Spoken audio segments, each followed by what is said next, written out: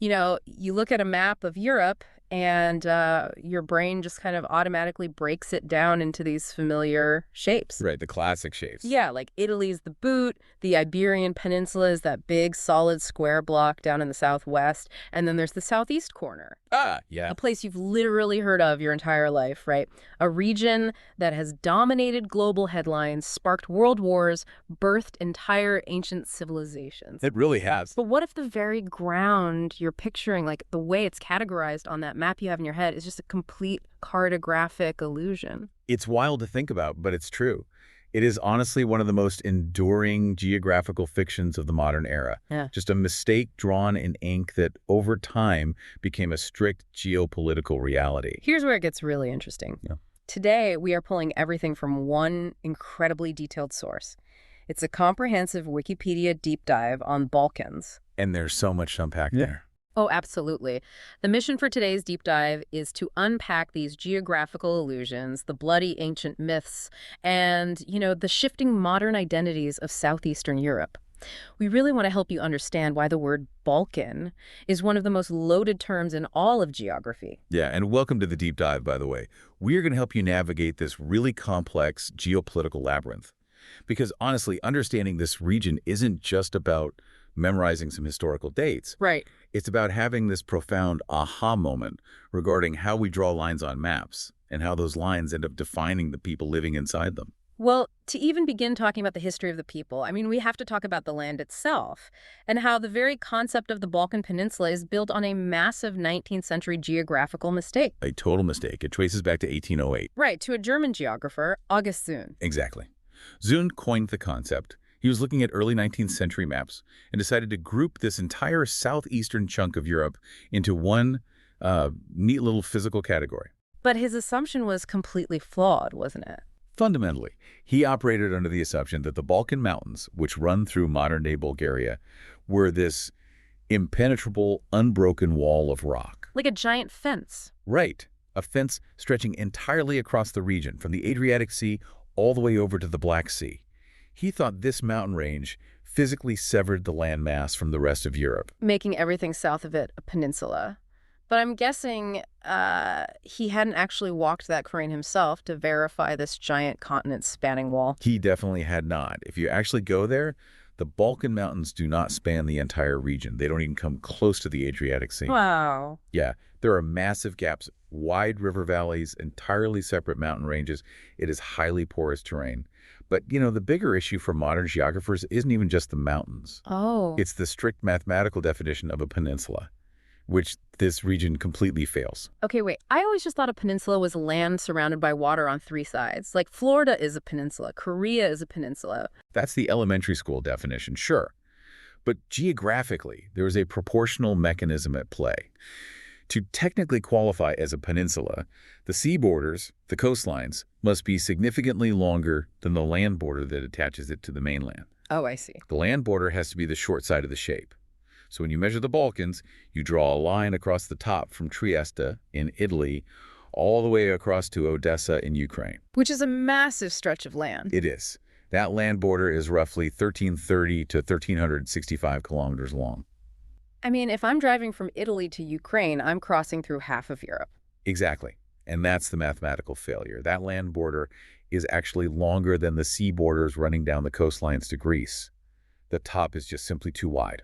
So calling it a peninsula is like calling a hot dog a sandwich. It's technically a huge stretch, but it caught on because we just needed a word for it.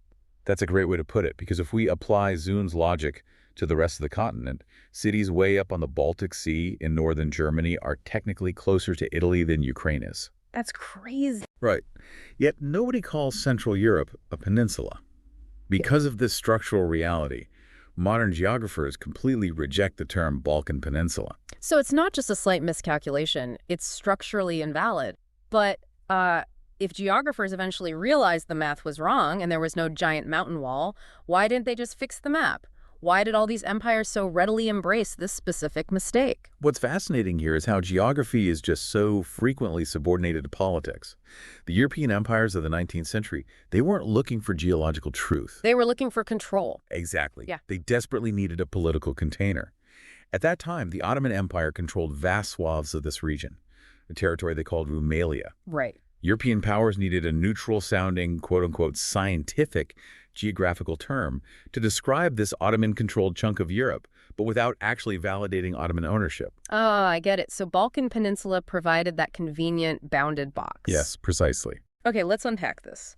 Because since the region isn't a true peninsula, where did the name actually come from? The source material goes deep into the etymology, and the transition from ancient names to modern names is honestly kind of jarring. It really is. It reveals a lot about who was standing on those mountains at any given time in history.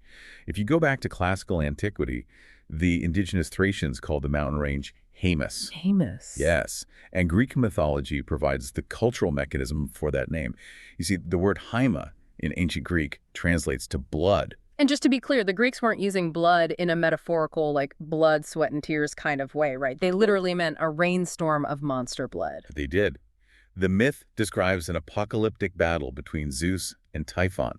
Typhon was this monstrous fire-breathing titan. Okay. So Zeus hurls a thunderbolt, striking Typhon, and the titan's blood violently splatters across the rock face, permanently tainting the peaks. Wow. So in the myth, the Haemus Mountains were literally born from divine violence. Which is such an incredibly dramatic, towering image. You picture these majestic crimson peaks, but then, we fast forward to the 14th century, and the branding shifts entirely when the Ottomans arrive. It's a very different vibe. The word Balkan enters the historical record via a 14th century Arab map, and it's rooted in Turkic and Persian languages. Okay, so what does it mean? Well, in Ottoman Turkish, Balkan simply translates to a chain of wooded mountains.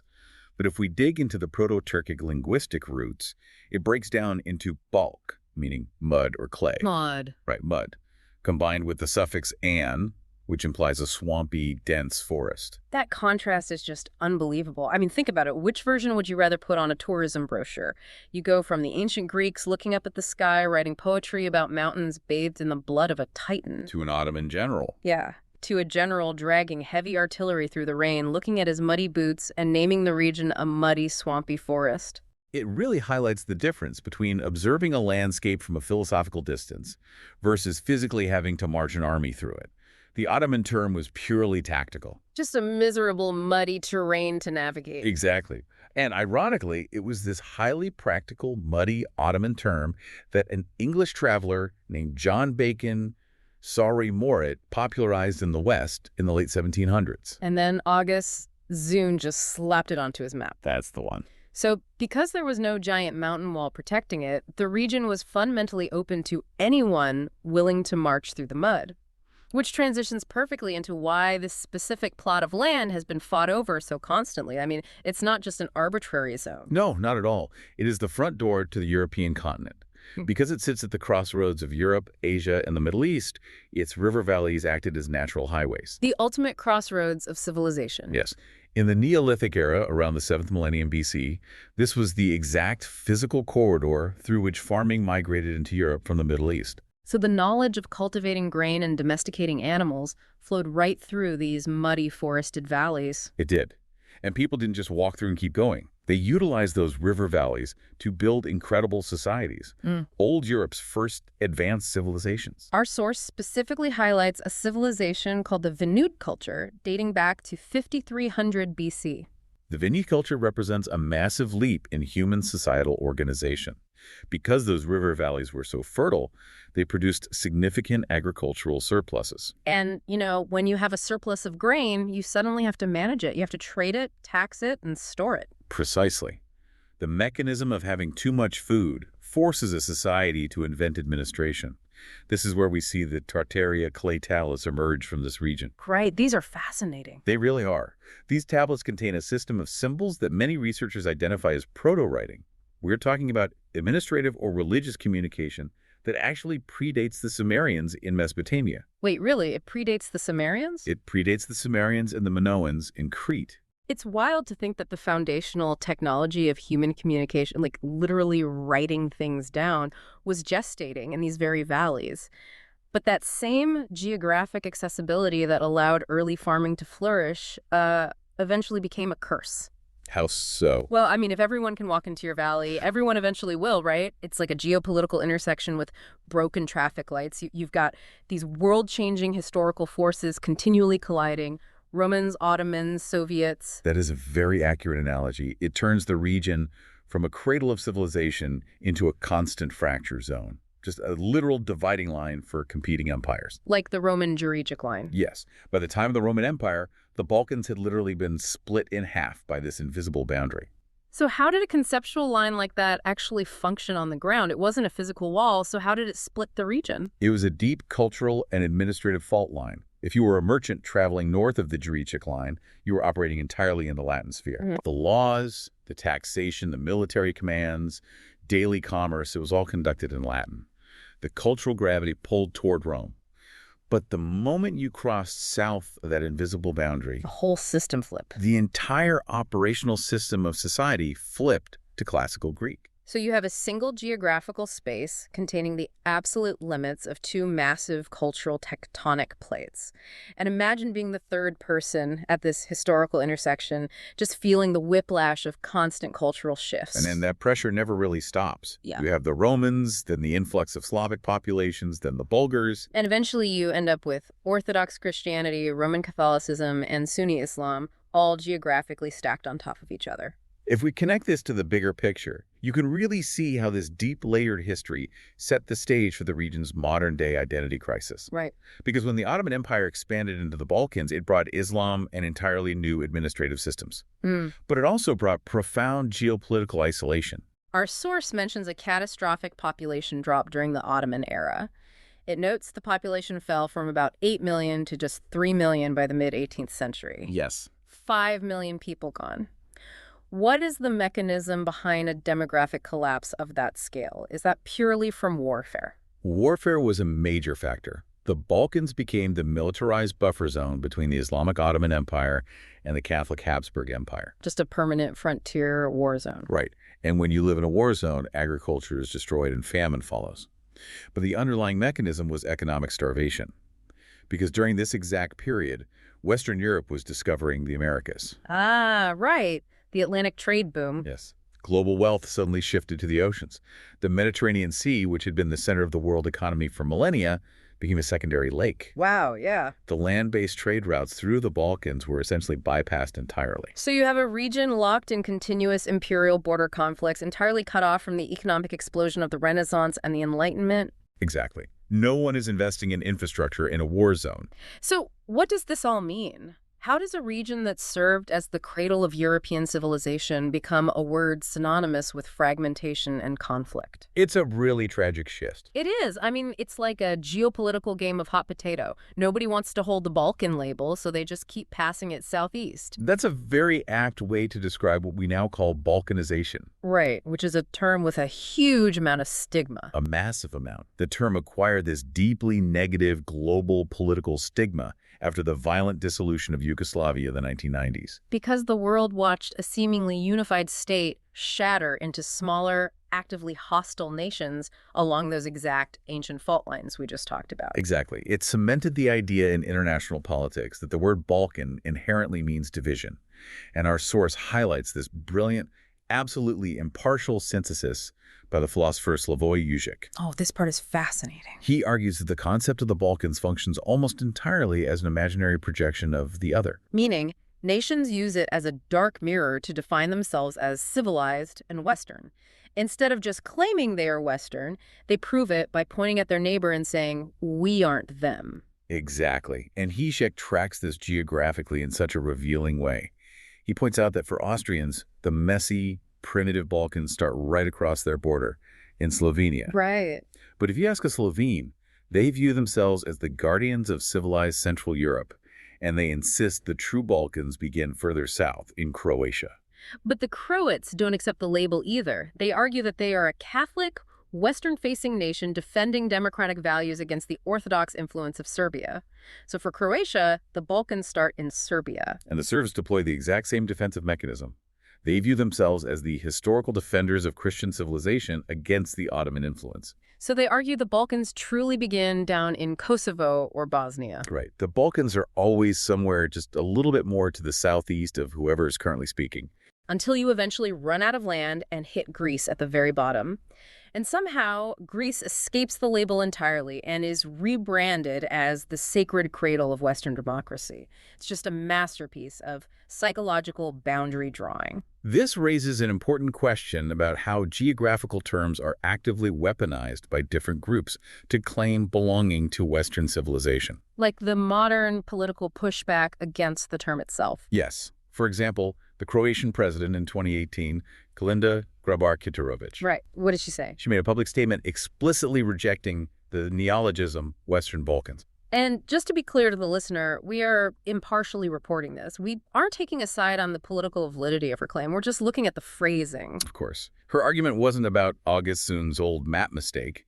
She argued that diplomats should stop using Western Balkans because of the psychological baggage attached to the word. She insisted the region should instead be referred to as Southeast Europe, which honestly sounds so much more neutral. Southeast Europe sounds like an emerging market you can safely invest in. Western Balkans sounds like... Well, a place where empires go to collapse. Precisely. By changing the label, you change the perceived mechanism of the region. Shedding the Balkan brand is a deliberate strategy to signal alignment with Western stability, but it really begs the question: can rebranding a region actually erase centuries of complex historical baggage?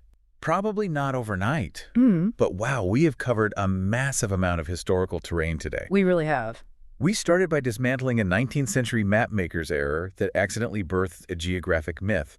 We looked at how ancient blood and muddy forests gave the region its names. Behemoths in the Balkan. Right. And how a crossroads of empires became this modern game of shifting identities and psychological hot potato. It is a region entirely defined by the collision of outside forces. And as we wrap up, I want to leave you, the listener, with a final lingering paradox to chew on. Oh, I love a good paradox. Think back to the Vinci culture we discussed earlier. Consider the profound irony of human progress here. The Balkans were the very physical route through which farming, the foundation of human community, entered Europe. They fed the continent. Yes. And they birthed a proto-writing system that predates the Sumerians. This land was the cradle of early European unity and communication. Right. Yet today, due to centuries of imperial border drawing and isolation, this exact birthplace of connection is globally synonymous with the word Balkanization. Which literally means division and fragmentation. Exactly. How does the birthplace of European connection become the dictionary definition of being broken apart? That is just, wow, such a heavy irony. It really shows how the lenses we use to view our maps are heavily distorted by the people who originally drew them. They absolutely are. Well, thank you so much for joining us on this deep dive. Keep questioning the lines drawn on your own maps because, as we've seen today, the ground beneath them is rarely as simple as the label suggests. Thanks for listening.